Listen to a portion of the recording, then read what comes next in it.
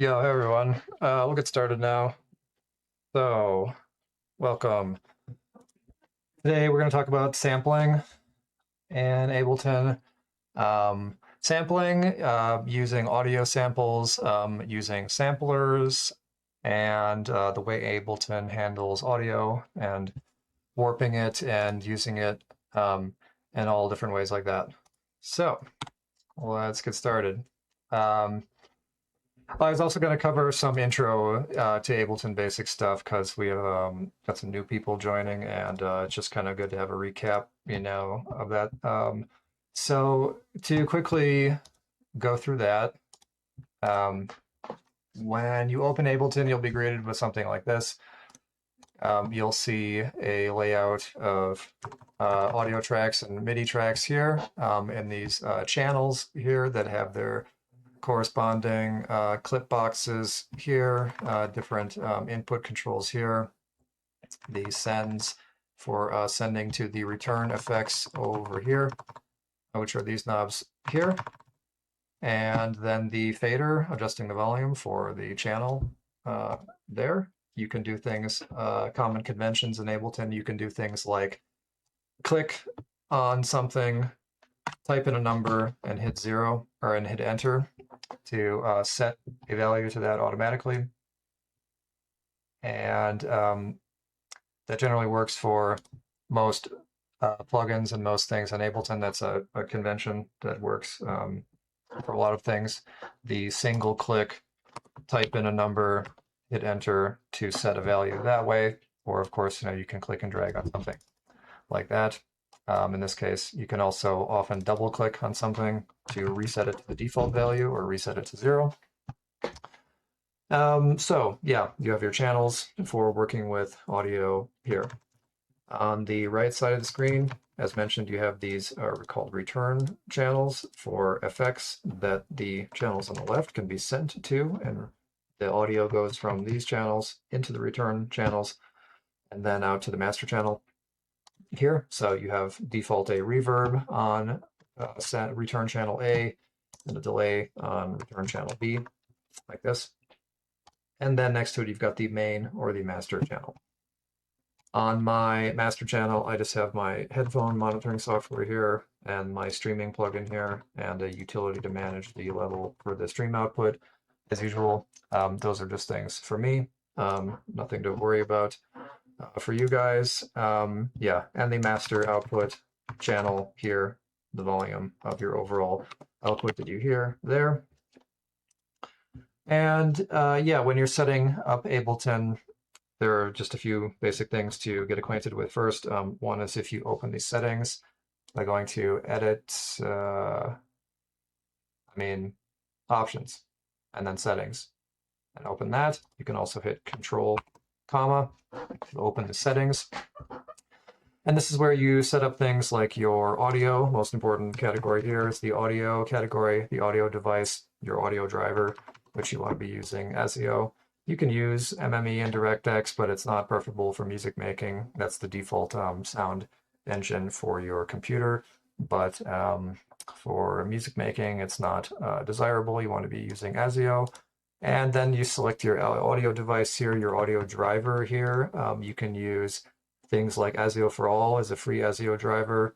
You can use the FL Studio ASIO driver if you have FL Studio as well. That's also very highly recommended. Or you can use the driver for your sound card if you have an audio interface. You can use that as well. So that's where you select your audio device. Here's where you manage your inputs and outputs for that device, and the hardware setup button for that device as well that will open things like the menu for your sound card or for the ASIO driver.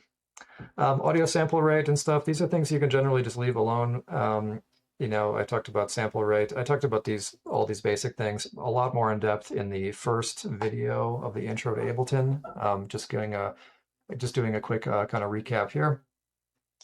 But this is where you're setting your sample rate. Something like 44.1 K is going to work really well. It's fine.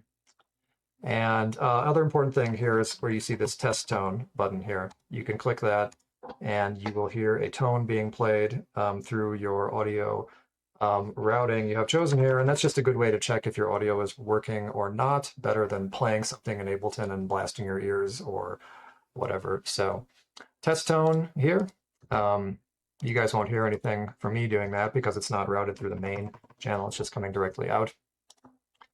But then you have other things here like the display and input. You can select your language. You can use this to zoom the Ableton, the view a little bit. It's a good reminder. I'm actually going to zoom mine in quite a bit today because we're going to be working a lot with samplers down in here that can't be, they don't blow up into a larger plugin window. So it's going to make it easier for you guys to see.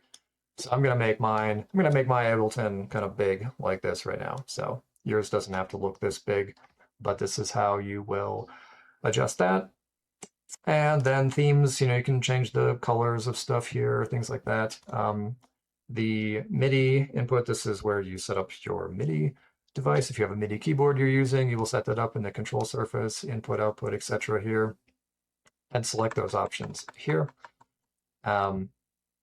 And the file folder, file structure, this is where your temporary and different files are stored. You don't have to really worry about this stuff, just that more importantly, in the library category, this is where your user library is naturally saved, and plugins. This is the really other important category in this settings.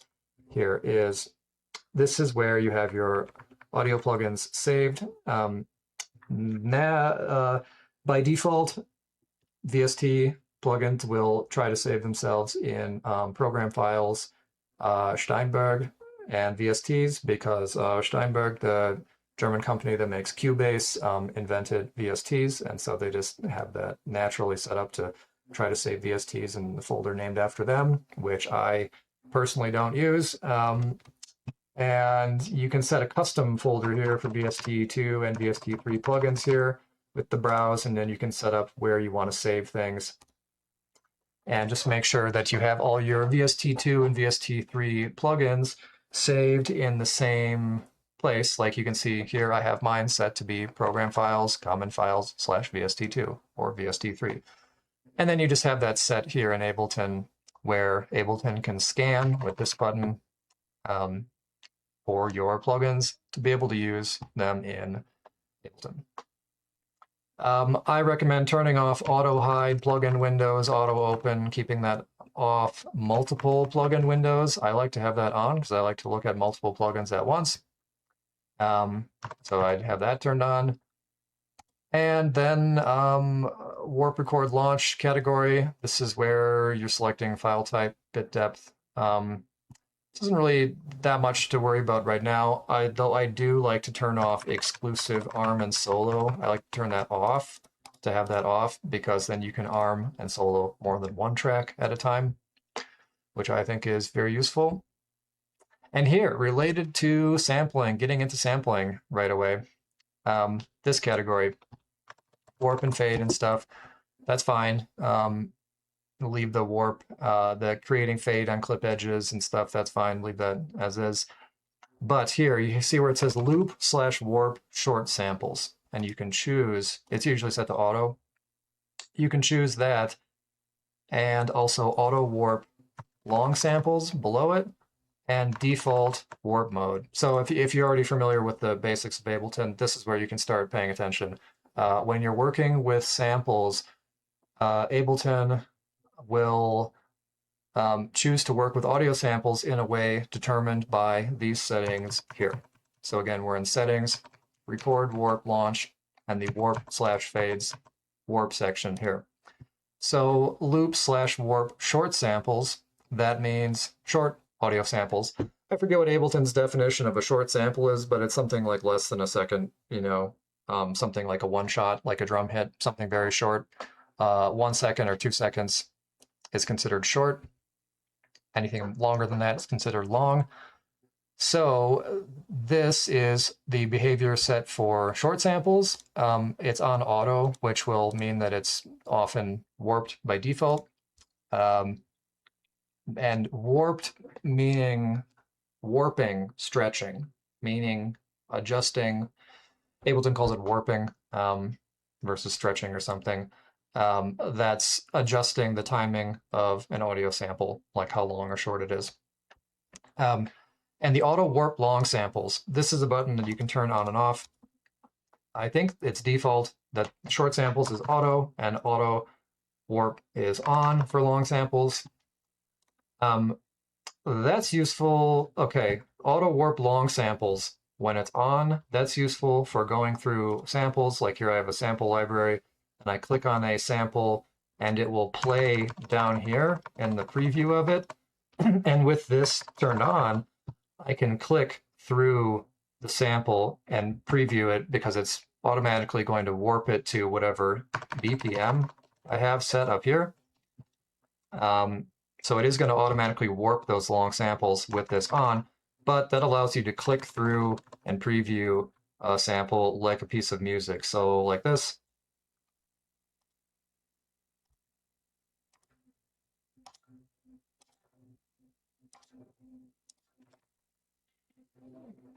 Okay, now these aren't super long samples, but if you're previewing a sample that's like really long or something, oh, well, here's a piece of music that'll work, for it. Yeah, if you go to like, what were we just listening to? I don't know. Yeah, if you select a long piece of music, and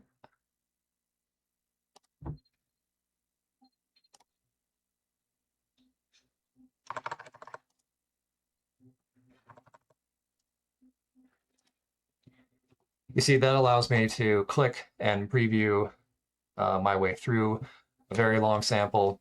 Whereas if you have that turned off, it won't allow you to do that. That's no longer an option, but you want this off if you want to hear samples and long samples like that without being warped to whatever tempo you have set in your project here. So we'll get more into that stuff in a bit, but that's the first thing about sampling is dealing with settings. Of course, it's always very exciting stuff like settings when getting started with something like having your DAW set up, Ableton set up for being able to work with it in the way that you want. So that's this. As far as loop warp short samples, you can just leave that at auto. You can see you can have it set to unwarped one shot, warped one shot, or warped loop. This would mean if you want short samples to automatically load as a loop or as just a one shot, warped to the tempo, or unwarped, just unmolested, left alone, unwarped one shot. You can just leave it at auto because we deal with that on its own anyways. So the other important thing here, okay, so the takeaway here is auto warp long samples. This is something you can turn on and off when you want to scan your way through samples. I recommend having it off because then when you're previewing a sample in your sample library here in the browser, by the way, recap, this over here is called the browser where you browse things. This up here in the library section and all that are all the Ableton things like instruments, audio effects, MIDI effects, etc. that you can navigate through. And down here in places are places on your computer. So this is where you can add a folder and navigate to somewhere that you want to be added to your places. Like here, you see I have desktop, music, samples. I have different locations mapped here and that I can navigate to in the Ableton browser, which makes things like browsing a sample library very easy. Yeah. And if you're browsing samples, I often find it helpful to not have it warped to the tempo that you're listening to, because otherwise you could listen to a sample that is being stretched very much because it's in a really different tempo than your project is, and that might not be that helpful. So anyways, that's that. The other thing here is default warp mode. Now this is the warping or stretching, adjusting mode that Ableton will use by default. And it shows you the different options that we have here. Beats, tones, texture, repitch, complex. There's another one, Complex Pro too, that we'll get to. But beats, beats is good for beats. It stretches things based on perceived rhythms from transients, like drum hits. Tones, textures, these are different ways of warping things, different algorithms for warping. The two I would say you pay more attention to are repitch and complex. Now, repitch means that the sample is treated like it normally would be in a sampler or any kind of playback, where as you stretch or warp the sample, the pitch, how high or low it sounds like is just going to change according to that, like naturally. So the repitch algorithm is the one that sounds the best. Now, if you really pitch audio extremely, it starts to sound weird because, you're stretching the waves and, you're playing it back in extreme ways. But repitch sounds the best, sounds the most natural, is the one that will give you the least weird audio effects from warping things. So I generally recommend to have that selected. Complex is the best one. Complex, think of complex, it's doing complex stuff to keep the pitch the same of samples as you warp them. So complex means that it will always keep the same pitch, even if you stretch it out, play it longer, play it shorter, or play it faster or slower. It'll keep the same pitch, but this can create weird audio effects when it's done quite a bit. So, anyways, default warp mode. I kind of recommend repitch. I do recommend repitch in the default warp mode, because then as a sample is pitched up and down, or as a sample is warped longer or shorter, you will just hear that pitched up and down, which gives you a real idea of what that sounds like. Just like a sampler or a turntable, CDJ, etc., you change the pitch, or you change the speed of playback, which is the length of the audio sample. It's just the speed of playback, how long or slow it plays out over time. And it changes pitch just like on a turntable or, CDJ or something. So yeah, that is the setting that corresponds to sampling. And these concepts of warping, the different warp modes, those are things we're going to get into next. Otherwise, yeah, just to recap, settings, just have your audio set up properly here with your audio driver, and use the test tone to make sure it's working, rather than play some music in Ableton and blast your ears potentially or something. Have your library set, your plugins set, saved in proper places here. And then the warp record stuff, like I was saying here, I'd recommend keeping these settings. And yeah.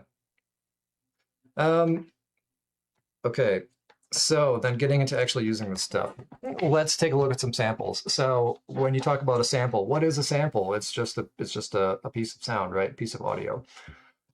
People generally think of them in the context of sampling, like using small pieces of something to create pieces of music, like using samples to create, pieces of music in Ableton. And samples can be handled in different ways. One really easy way to do that is just find a sample. Let's find, like a drum break sample. And if you,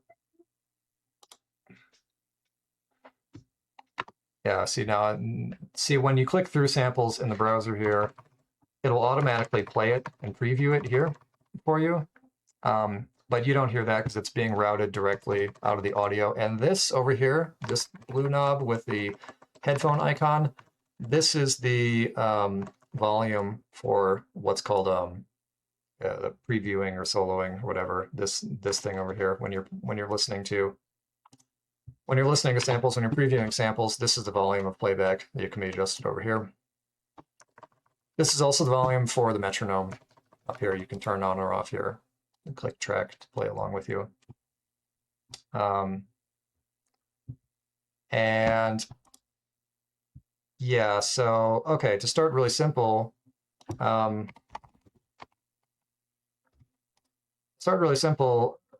if you just take a sample and just drag and drop it into an audio track in Ableton, like we'll just drag it over here and put it into a new audio track, it automatically warps it to fit the tempo you have set here. In the session mode here, this is called session mode with this vertical layout of the channels here. And up here in the top right corner, there are these two buttons that are vertical and horizontal, and you can use those to switch back and forth between session view and this one, what's called the arrangement view. Arrangement view, because you can see you're arranging tracks from left to right for playback. And those are two different ways to work that offer their different strengths. Arrangement is obviously good for arranging things. You can lay things out in a linear, time scale here, and that's how you lay out your track to be, put together and composed. And in the session view, you're working with these what are called clip boxes, these little grid boxes. And if you just click on one of these boxes or drag a sample into it, or in MIDI channels, if you double click to create a new MIDI clip there, these are all naturally 1 bar or 1 measure long.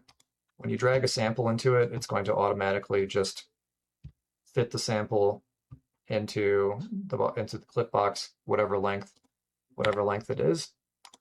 But as you drop an audio sample into a channel, it will automatically warp it or stretch it to try to fit the tempo that you have set in your project up here. So that's a good thing. It's really easy to work with samples in that way. If you wonder how it'll sound in your project, you just drag it and drop it into an audio channel, and it automatically warps it to be in time with your project. Basically, we can check that by playing it back here. I will hit play. I'll hit play, and I'll hit play with the metronome on.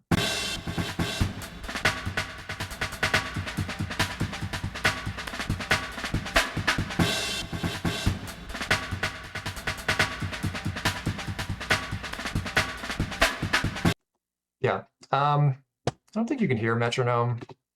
No. Yeah, you don't hear the metronome, again, because it's just playing directly out. It doesn't play through your master channel, It's not music, it's just a click track that you will hear in your audio output. But I was you can see it flashing along, and I was kind of tapping along with my little cursor icon thing. It automatically warps it to fit the BPM of what you're working with, which is cool. So you'll notice a few things. If you open up an audio sample in this channel, obviously you see the audio clip like this here laid out, and then you see the menu for the settings of that on the left here. And you can see that we've got a couple things that are highlighted and lit up. One of them down here in this audio section is warp. And you see the yellow warp button is turned on, and it says repitch. Now, again, this is why we had those settings adjusted before of audio, where it's repitched and it's warped to fit the timing of our project. If I increase the BPM up here, like if I turned it way up a lot faster, a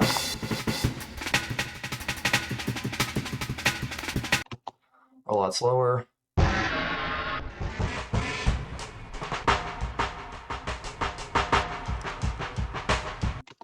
Yeah, you can see that changes a lot. And it changes the sound, high or low, the pitch of the sample, because we have repitch selected here. Now, this is where there are other options, like I said, beats, tones, texture, repitch, complex, and complex pro. Complex pro is the best sounding one if you want to try to keep the same pitch of the sample. And listen to it now. Make it faster.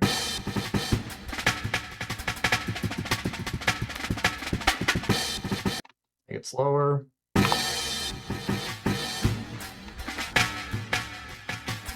There, especially when you slow it down, because slowing it down is the equivalent of stretching it out, making it play over a longer period of time, right? That's when you really can hear those audio artifacts, audio effects of trying to keep it the same pitch. And so that's what I was talking about, where Complex Pro and keeping things the same pitch is generally, it'll sound fine if you're not stretching it too much, basically. but with the repitch, it sounds okay. Well, it just sounds, you know, it just sounds, you know, like the pitch has been changed a lot. So that's where you change those things like that here. Now, if we unwarp it, now what if we turn warp off? You can see it changes, and then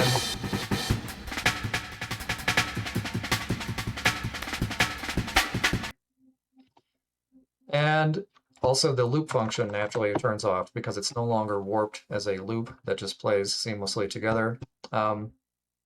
So okay, so there's a few things to unpack about audio sampling with warping and all this stuff. Main things to pay attention to know is you put an audio sample in your project. You open up that audio sample or take a look at it by clicking on it, and then you can warp it. You can turn on warp. Come on. Okay.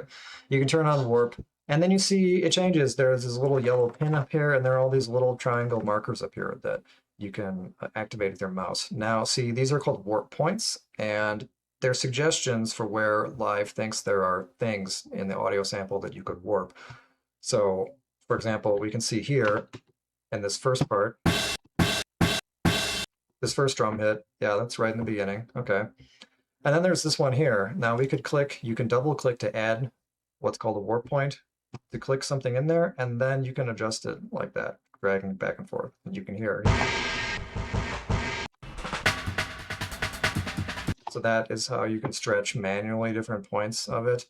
This is mainly also used to warp things on the grid, like say you check and see, well, is this drum hit really where I need it to be? I'm zooming in, by the way. You move your mouse up here to where it turns into a magnifying glass, and then you can click and drag to zoom. And you can see that this drum hit is like, well, there's the beginning of the drum hit right there. Oh, this is really fine. It's not off grid really, but you could click and drag it like, oh, right there and adjust the timing of it. What about this one over here? Oh yeah, see, look at that. See this one? You could say, well, here is where Live thinks, you know, it detects this drum hit right there with this gray triangle. But I could see that the drum hit really begins like right here. So then I could double click there and drag it to be on the grid like that. And, you know, that's how you adjust timing for hits like that. Although be aware, you know, when you do that, you can see it moves the rest of the sample as well. So adjusting the warp points is something you can do to make things fit better onto a grid. But keep in mind that what you're doing affects the whole rest of the sample, you know, moving these points. Well, moving this point will affect everything else that isn't pinned down between these two, you know? And if I make another warp point here, well, then it'll just move it between those two things. Okay, you can see that, right? So the warp points are pins to adjust. They're pins you put in pieces of sample and to adjust the timing of it. And yeah. So that's how you can, basically, you can put a sample into Ableton here, and it'll automatically warp it to the best of its ability, but then you can zoom in and see, well, this isn't really, you know, this drum hit isn't really, it should actually be there, and adjust the timing, fine tune, adjust the timing like that using the warp points. Is the big takeaway from that, basically. Here is where it tells you what it thinks the BPM is, what it estimates the BPM of the original clip is. And then these sections, these things right here, divide by 2 and times 2. This is where you can double the length of the clip times 2. You know, you can double it in length, or you can divide it in length. You know, you can, yeah, these are just quick functions to like, yeah, to double or halve the length of the sample. I'll play back down there. This is the button to reverse the sample. You can click that and play it backwards. You know, reverses it. And your sample gain over here, adjusting the playback volume. You can see how it changes the visual of it. That's where you adjust the volume of the sample in the sample, just playback itself. And the loop function up here, in this case, naturally it's turned on, but in this case you can see it got turned off. I can turn it back on, and then we'll play it in a loop. You can see this bar up here lights up again.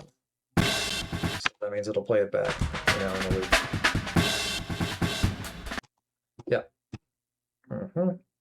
So that's it for sampling. That's basically it for the basics of sampling, just using audio in the program itself like that. I had some other examples over here too. Here's another drum break, just showing the same thing where you can warp it. Here's another example using a tonal thing. Yeah, and then I can warp it, and then when it warps it, you'll hear the pitch changing, obviously, when it warps it. Yeah, and then if you stretch it out, if you're using warp points and stretching it, you really hear, that change.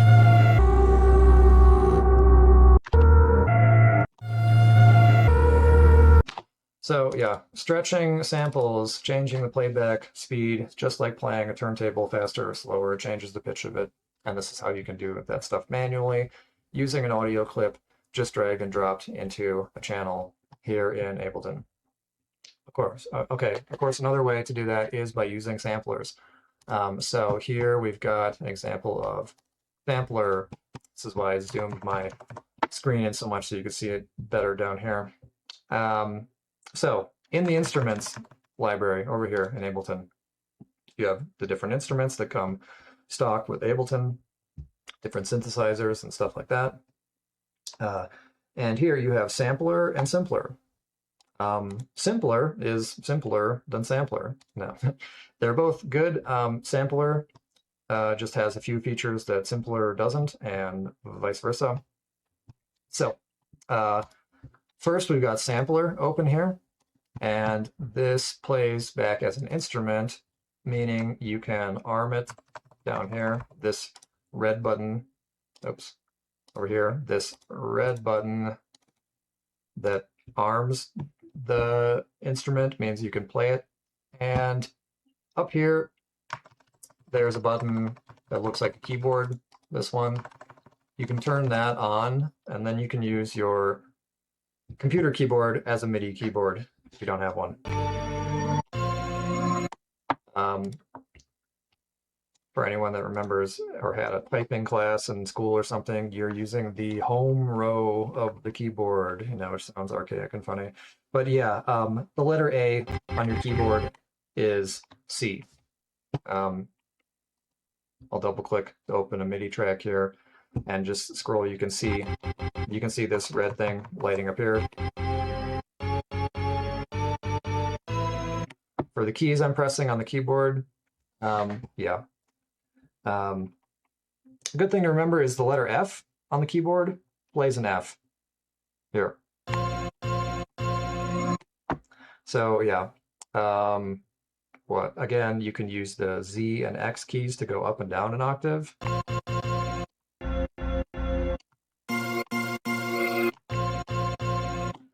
Z and X to move up and down octaves, and play those keys in your keyboard.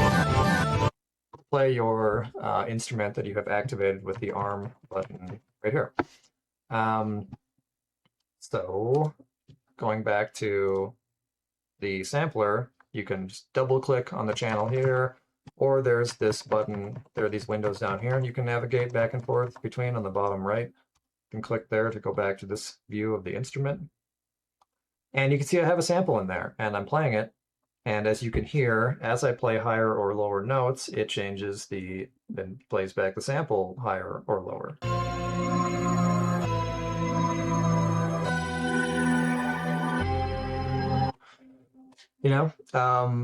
That's that repitching again. So that's how a sampler handles things. And that's, as you can hear with this pad sound, that's a good way to demonstrate that this is how people get a lot of, great sounds and why samplers are popular. You can do things like playing back a sample you can play back a sample as its own musical instrument, like a piano, and you can hear these different sounds, you get from it that can be inspiring, like.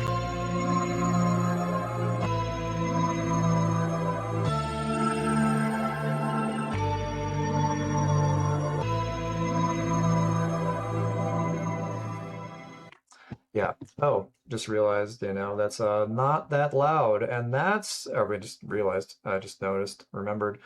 And that's because in the sampler, it by default, if you go to these categories up here in the top, there's the one for the filter. You open the filter, by default, the volume is at -12, which you can change to something a lot louder. There you go. That's something I generally do because, you can increase the volume of the sample playback here. This is the amp for it's the amp envelope. The envelopes, again, being things that are that shape things in a synthesizer or an instrument. So this is the amplitude envelope that changes how it's played back, meaning that if you increase the attack time of it, it will fade in.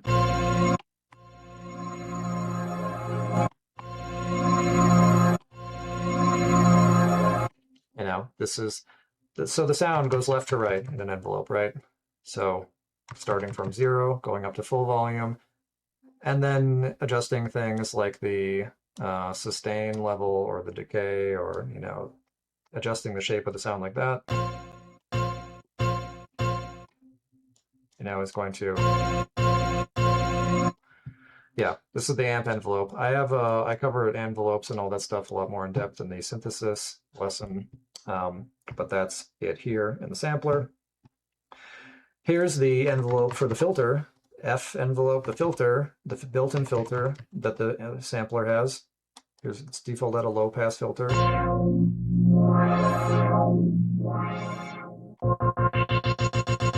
So using the sampler, just like a synthesizer, you can put that filter down low, and then use the amp envelope over here, and it has the amount of it here. You turn that up.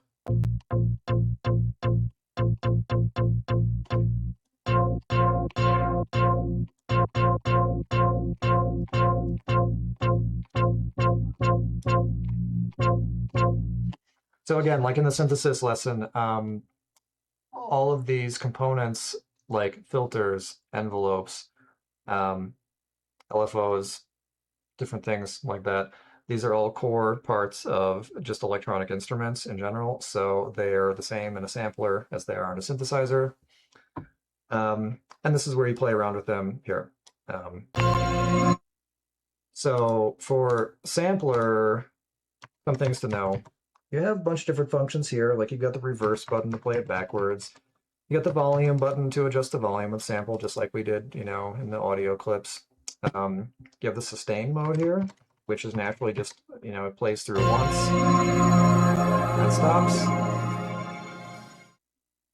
But if you turn that on like this is looping, sustain, or sustaining the sound, or looping. It's basically the looping function, and you can adjust the loop length by, adjusting it here or in these options here, and adjusting how it plays back. If you want it to loop just playing over and over and over again, or this one, arrows back and forth, if you want it to play forward and then play backwards and then forward again, that will go back and forth.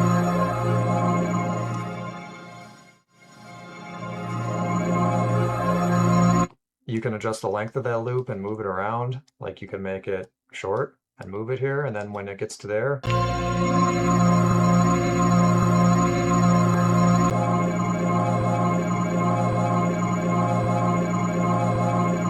you see we're already making an ambient track, yeah. So yeah, the loop function, the sustain or playback mode, you can select that here. There are other important things about the sampler that set it apart from simpler. One of them being you can load multiple samples into it, and you can use this button here, the zone, to open up the zone. And that shows you the sample that we have loaded here. Well, let's go find another one. I'm gonna open up another sample and drag and drop it in there. Now we have 2 samples loaded. But if we play them, they play back at the same time. That's because you see these bars over here, they're on top of each other. There are different options here. These buttons up here, key, velocity, or select. Key means it'll play back a sample depending on different notes you're playing, like, oops. There it plays one sample, and if I play a higher. So this is how you can divide up playing different samples by playing different notes on the keyboard. Put that back to default.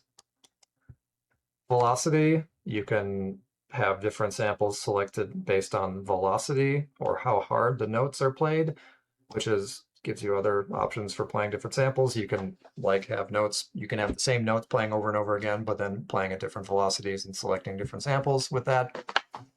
But a really common one is select. This select one over here, the blue bars. This is the famous Ableton thing, where you can have a whole bunch of samples in a sampler here. Like, let's load, let's select a whole bunch of samples and put them in here. Boom. Now look, we got all these samples loaded into the sampler. All about we got 15. We have all these blue bars playing on top of each other. If we play that, yeah, sounds bad. They're all playing together. So what we do is right-click, distribute ranges equally. And look at that. Now we have it all stepped down with the samples.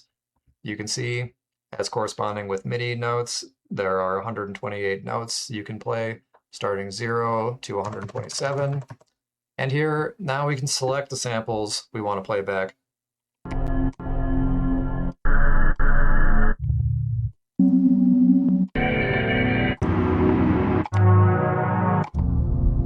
See, now we can scrub through all these different samples by selecting, using the bar up here to select different samples. This is useful in a case like, it allows you to play back samples in an arrangement. Like, say if we went to arrangement view over here, and we have our channel. We're using here, sampler, and we create a long MIDI clip.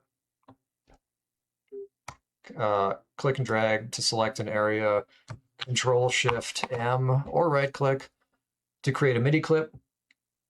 And then if we just click and draw in a MIDI note, and then Command-D to duplicate it, use the arrow keys to move it around in the grid, make some more, make some more, make some more. It's just to demonstrate a point. And then we play this back. It's way too long. I forgot about that. Yeah, let's just double click in one space and have this, yeah, and just create a bunch of notes like this playing back.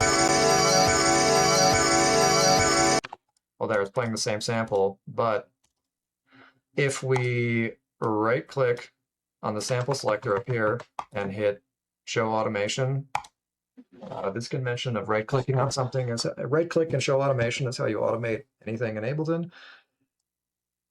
And if we zoom in here to see our clip, we could click and change the automation to play different samples at different times. You can hit B. You can hit the B in your keyboard to switch to the pen view to draw them in square boxes like this. And if we had, now we play back.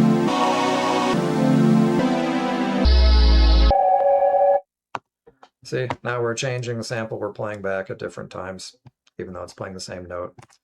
Another really common thing to do with sampler in this case is first of all, I'm going to right-click and delete the automation to get rid of the automation I drew in there.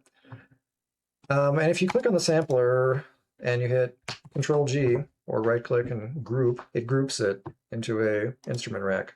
And then you can open this knob button here, and then you have these macro knobs that you can assign to things. And so you can go to your selection here and right-click on the selector, and now you see it says map to macro, can map to macro 1. And now you have a knob that controls that. So you can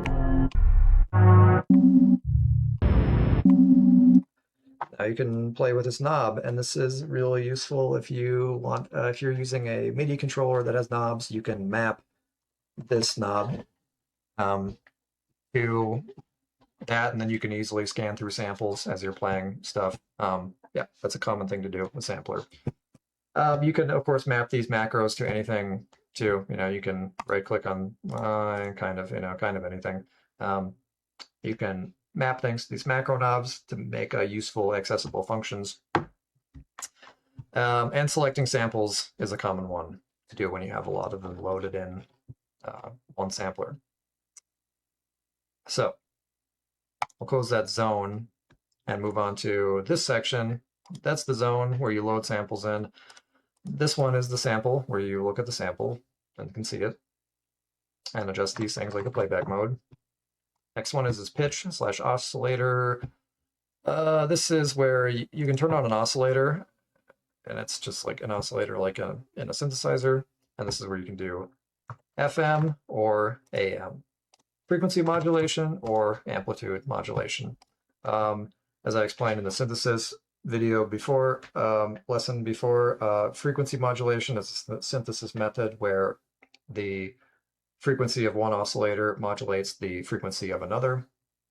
And amplitude modulation is where the frequency of an oscillator modulates the amplitude or the volume, basically, of playback. So amplitude modulation is would be the equivalent of turning the volume up and down very fast, but at such a rate that it produces different audio effects, just like frequency modulation.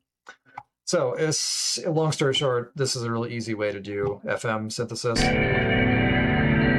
With this volume over here, you select your wave type and the pitch of it here, and the envelope for it here, and the volume over here. So if I do that,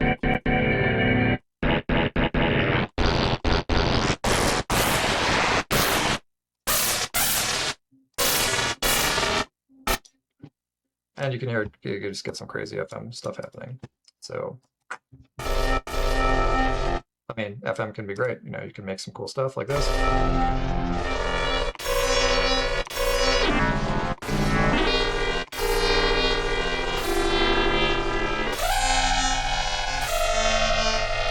Yeah.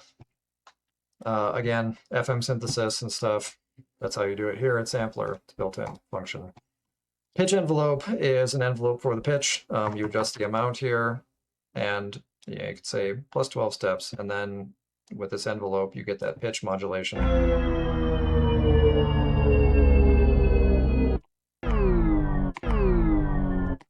Yeah. That's how you adjust. There's a built-in pitch envelope in Sampler there. Spread. This gives an artificial stereo spread where it separates the left and right image, gives it a very wide sound, which is more noticeable on some things than others. Sometimes it's good, sometimes it's not. This is just a stereo image control. Transpose. This is transposing it up and down.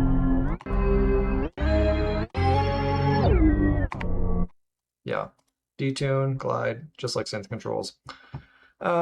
Yeah, so that's the pitch and envelope, pitch and oscillation section, the filter we went through here. There's a modulation section in the sampler where you can turn on auxiliary, meaning that every time you play something happens. Every time you play a note, you can have something happen. This is where you can get into lots of automation stuff, like you could have it do the sampler selector.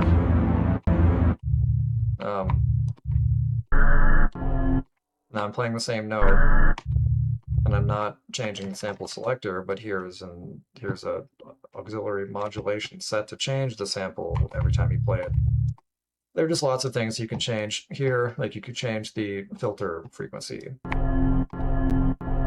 based on every time you play it.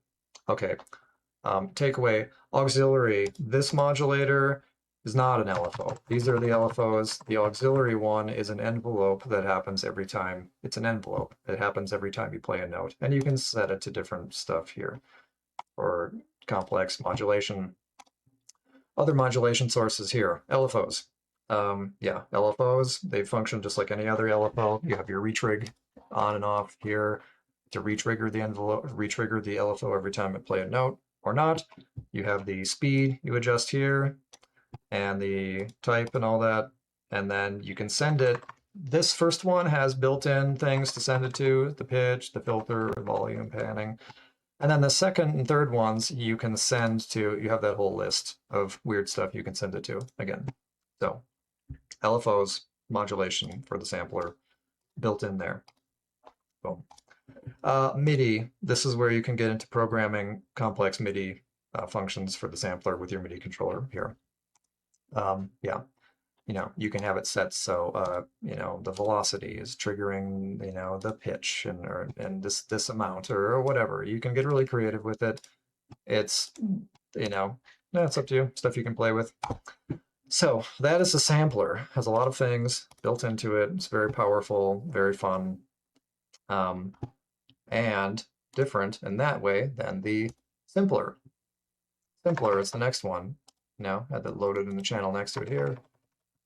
Simpler is very similar to sampler, just it's quite different in several ways.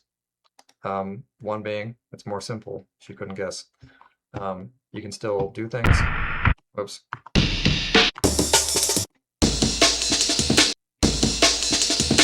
There, have a drum sample in it. Classic mode has 3 modes: classic, one shot, and slice. Classic mode just plays a sample just like normal, just like the other one. You have functions where you can warp it, you can do warping. And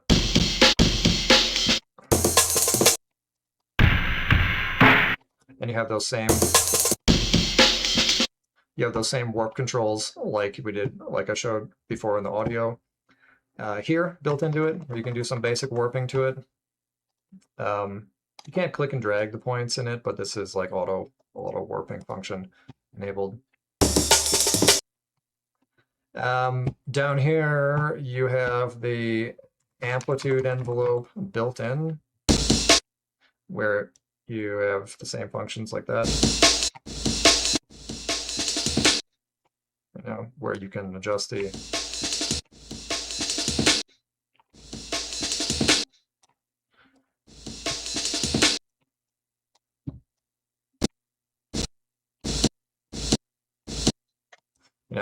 you can adjust the envelope of the playback of the amplitude right here in that. So yeah, that's that. The output volume. The sample length, you can adjust that here, dragging this thing if you only want to play some of it. It has a built-in LFO, which is sent to, oh yeah, that's in controls. There's a sample view and then controls. And here it just has simple filter. Filter has an envelope built in here. Same thing. You can adjust the amount of it here.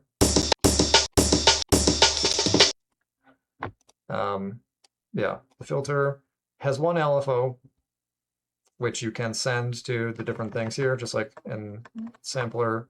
You can send it to the filter or the pitch, whatever.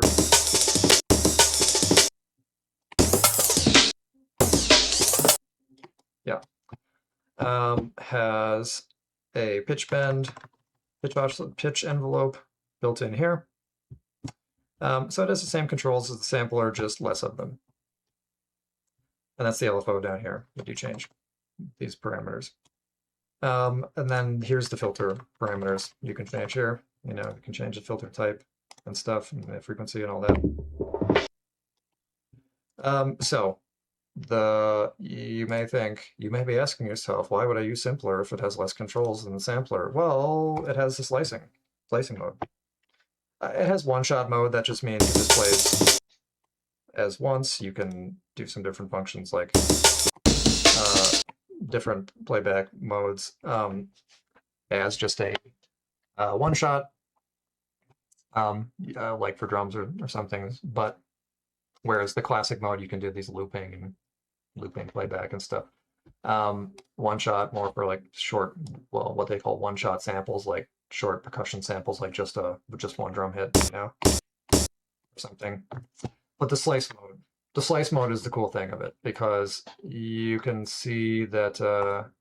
Well, let's okay, I'm going to right click on it, reset slices, because when you first drag something in here, it'll slice it based on slice by beat, and you can change it. Transient, beat, region, or manual, and then you can set your own. Double click, okay?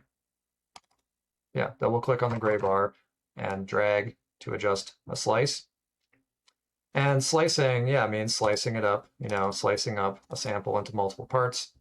And then, instead of playing back on your keyboard according to pitch, it'll play back according to slice. So meaning the sample will always be played the same pitch. It won't play it higher or lower sounding.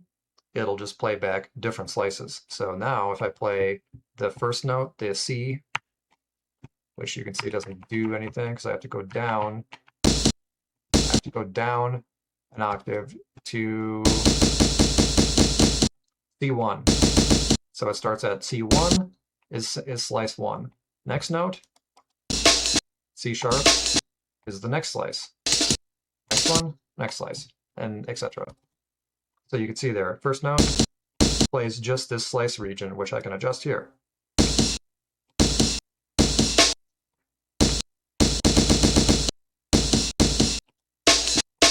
Next slice.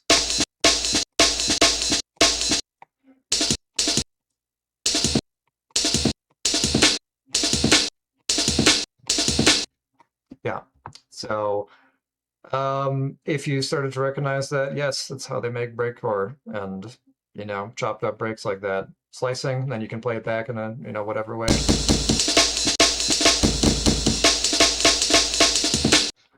Yeah, here I just drew in a little MIDI pattern like that, you know, playing those notes.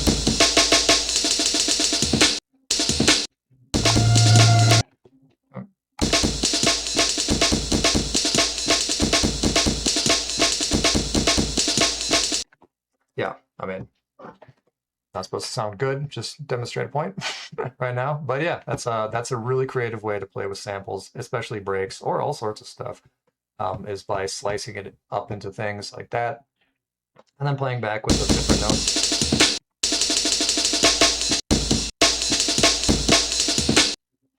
Yeah, and so that's something that Simpler can do. So that's a reason to use it. And yeah, so those are the default samplers in Ableton, sampler and simpler. And other sampler software is always going to be the same. Basically, it's going to do the same kind of things with its own, you know, its own kind of take on it. Like here's another one, for example. This one's called Amigo Sampler. It's you know, it's just a similar kind of sampler idea. You can see it's also got slices you can put in there and then playback. And is it not yeah, there we go.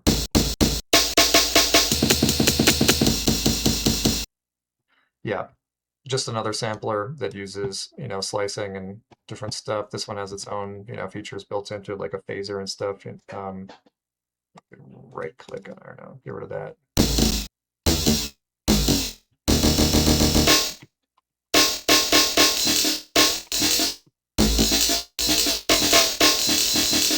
Yeah, this one is meant to replicate classic kind of, you know, classic sample, MPC sampling type stuff that was really, you know, fundamental in creating the sound of jungle and breakcore and all that.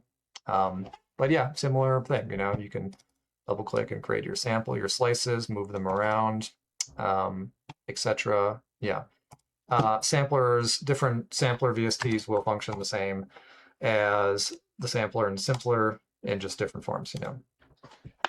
So, okay, we talked about audio samples and warping them, and then using them Oh, okay, another thing, I talked about using like the simpler to chop up samples, chop up breaks, that kind of thing. Sure, yeah. Uh, there are two different ways to use samples in Ableton or any, digital audio workstation like this is using tools like samplers, like instruments to playback samples and play with them that way, or just playing directly with the audio. So for example, if we wanted to do that, we could just say, okay, I'm going to take this, I'm going to take a break. Let's just shift select all these channels here and shrink them down like that. And then right click, insert audio track. And then I'll go to a sample library here and select a break. Let's just, take this Amen break. Click, drag, drop it in there. Boom. Look, you can see it's warped it to fit within this this section right here. This section of one measure or one bar here automatically. Ah, you know, and you can hear it's pitching it down to make it fit in the space, fit with the BPM automatically. Double click on it to open it up and see, yep, it's got it warped in repitch mode. Let's turn the tempo up to, something faster. There, it's like the original tempo of it. And then we can duplicate it, Control D or right click, duplicate it, make another one. And then we have this loop playing. We can click select both of them, duplicate that. So now we have this section of 4 of them playing.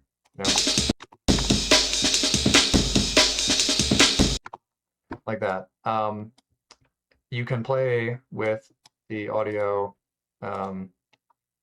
yourself. Oh, wait a minute. This isn't a... Let's use a different one. This. Now let's use this one instead, because that one warps funny. Yeah, this one actually warps, like, just for saving some time. This one warps on grid pretty much.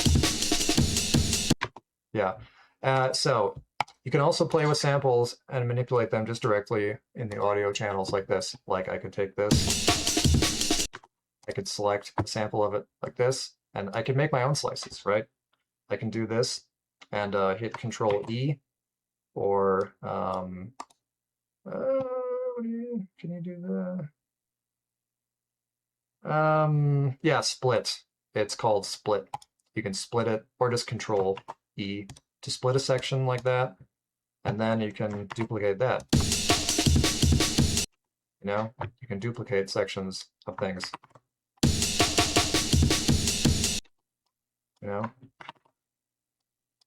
Like that.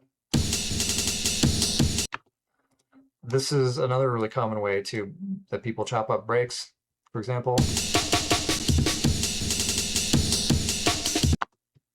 You find just like some sections and just like, say, oh, I'll duplicate that. I'll, play it back here and, maybe move this one around, put this one over here, and, and now, yeah, just change up the arrangement like that.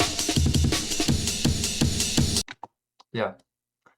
So you can chop up breaks and samples manually like this, which I really like to do. It's also very easy to do because like Ableton is automatically warping it to, fit in the time here when you click and drag and drop it in there.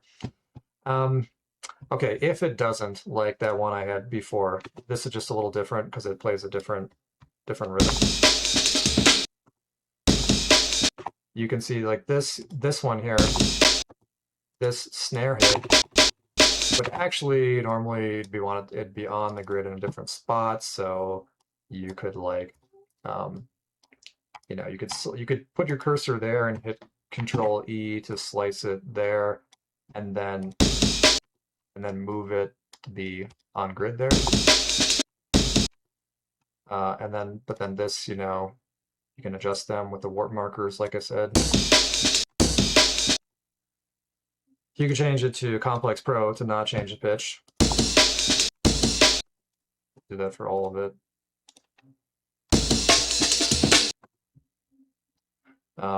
But yeah, I could do that. I could say, well, this hit is supposed to really be there. Zoom in, click there, get rid of that one. It really should be like there. So, but see, it's not because I moved it. Yeah. So that's where you could, sometimes Ableton doesn't warp things properly on its own, like this. So in that case, I could say, well, this really needs to be here. And this really needs to be like there. Yeah. And then you can see the flashing of the metronome because you can't hear it, but it's basically it's on grid.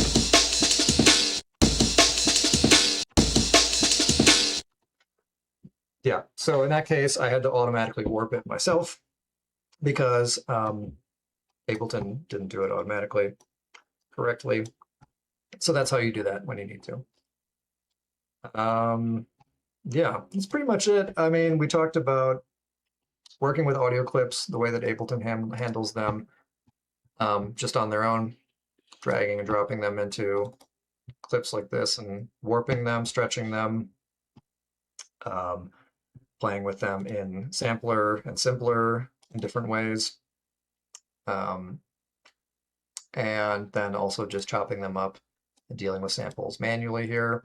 Okay, typical example, say if I had this, like, oh, I've got a break, here going. Like, okay, cool, great, let's add something else to it. Let's put another audio channel in there and drag another sample into it, just drag and drop it there.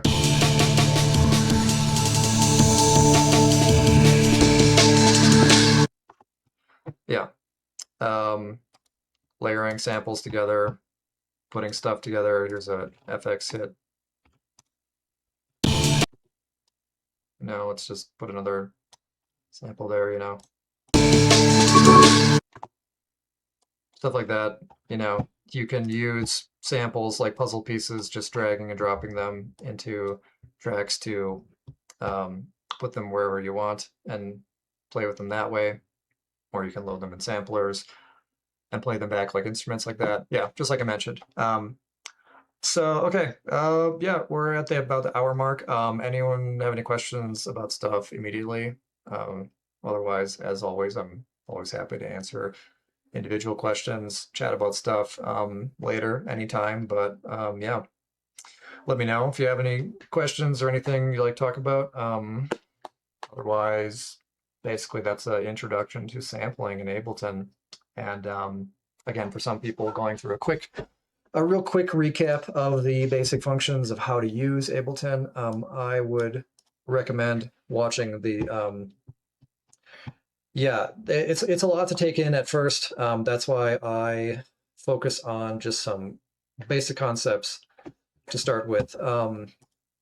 This is naturally building on first the first episode, first lesson on using Ableton in general, but then also the lesson on synthesis, because that's where we cover a lot of things like these different functions of synthesizers like filters, envelopes, modulation, etc. And I go more into depth with that stuff because it seems like a lot when you first look at it, but all of the things that we're doing in this program and programs like it are using the same basic principles and techniques.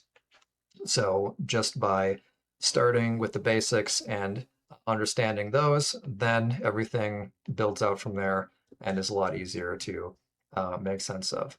Like, for example, I mentioned that the sampler is using these things like a filter, an envelope, pitch modulation, etc., that kind of stuff, which is the same as all synthesizers. So these little parts like understanding what a filter is and how an envelope, works with it, just understanding that, then boom, you've got it. Then you understand that in every synthesizer or sampler that you come across after that, because they're all using the same basic functions. So in that case, the takeaway then of sampling is that samples can be stretched, you know, they can be like here, I'll hit this button, you can see how the sample stretches out longer in length, and now it becomes, you know, double in length and plays back twice as slow, and the pitch changes just like playing a slower record. So those basic concepts of warping and stretching samples, and then cutting them up into pieces and using them as like pieces in your song and arrangement, just playing with them. That's the basic takeaway for this. And then Ableton has advanced ways that it works with that stuff, with like the warping and the warp algorithms. But essentially just the basics of what I talked about, where you can play with them as audio clips, just like this, or you can play with them in a sampler or simpler and play with them like that. And that's, you know, where to start. And yeah, that's what I would say. So yeah, any other questions, of course, you can always contact me, write me, hit me up in the Discord, and we can chat about stuff. So yeah, I hope you enjoyed. Thanks for tuning in. And again, yeah, this ties in a lot to the intro lesson, lesson number 1, and the lesson about synthesis as well too. So, all right. Well, thanks for checking it out, guys. Appreciate it.